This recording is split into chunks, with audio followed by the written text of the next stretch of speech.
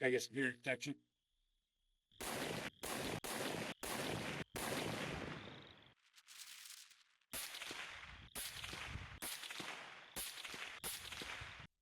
I need to know how my suppressor changes the point of impact on my hunting rifle. I'm going to be hunting in a couple states this season, and some of them don't allow the use of a suppressor. I'm going to use one where I can just to protect my hearing, but I want to know how taking this on and off changes the point of impact on my rifle, so I know how diligent I need to be when sighting this in. I tried to find out on the internet how much point of impact shifts, and couldn't find anything, so I'm doing the test myself and sharing it with you all in case it helps. I'm going to be using 3 types of ammunition. I've got a copper and 2 traditional lead varieties, and I'm going to be shooting 5 rounds per type of ammunition with my standard muzzle brake that came with my rifle, and then I'm going to shoot 5 rounds with each ammunition type with the suppressor on the rifle. And I'm going to let the rifle rest 5 minutes in between each round of shooting, so that way there's time for the barrel to cool down. And I'll compare the results based off point of accuracy shift. A few more details I forgot to include. The rifle I'm using is a Tikka T3x light rough tech. I'm using a DeadAir Nomad LTI. I wanted the lightest one I could get with the most sound suppression, and I'm doing this test at 100 yards. Yeah, we're gonna give it a go and see what happens.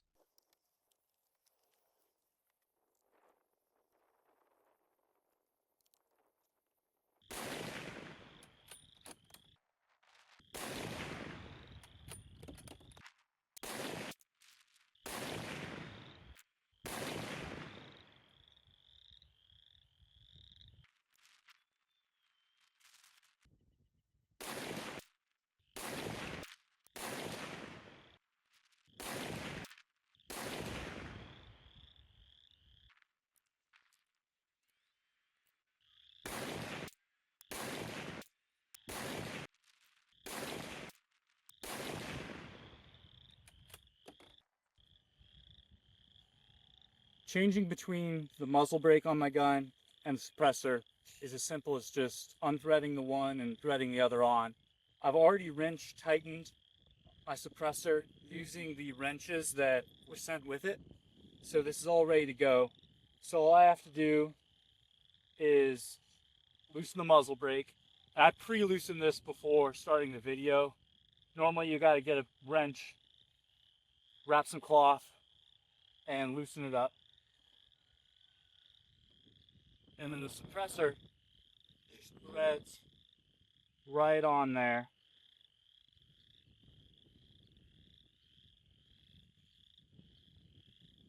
Now that I've got the suppressor on the rifle, we're going to shoot all 3 ammunition types again, and we're going to measure the change in the point of impact downrange.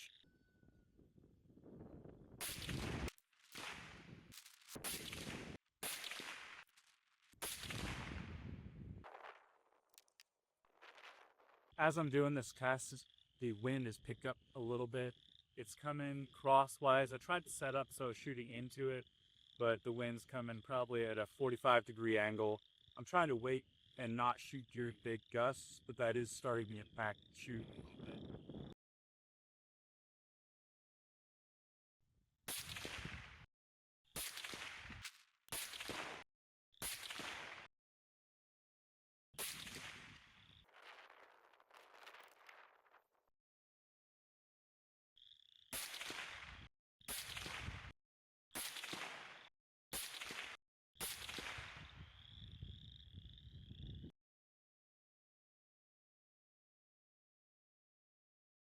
I'm downrange with the target, and I'm going to walk through first what I did and then the observations that I have.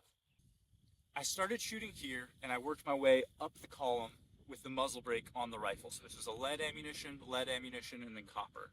And the next column was the same thing with the suppressor on the rifle. So each row has the same type of ammunition.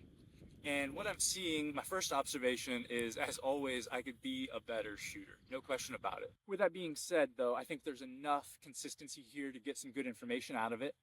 The groups were all about 1.5 inches below the target. That's because this rifle is sighted in for a higher elevation. But when I look at the difference within rows, what's the difference between the muzzle brake and the suppressor using the same type of ammunition, I'm not seeing a lot with my eyes. I'm going to measure and I'm going to get the exact results. But just looking at it, if I'm hunting with less than 200 yards to my targets, I'm going to not feel concerned at all about swapping between my muzzle brake or my suppressor. I'm going to do what's right for that situation. I'm not going to worry too much about sighting it in differently. The point of impacts are all close enough that on a game-sized target, I can make an ethical shot. So I hope that helps you. It puts that question to rest for me for sure. And if you can, like and subscribe this video so that other people who are wondering the same thing can find out as well. Thank you.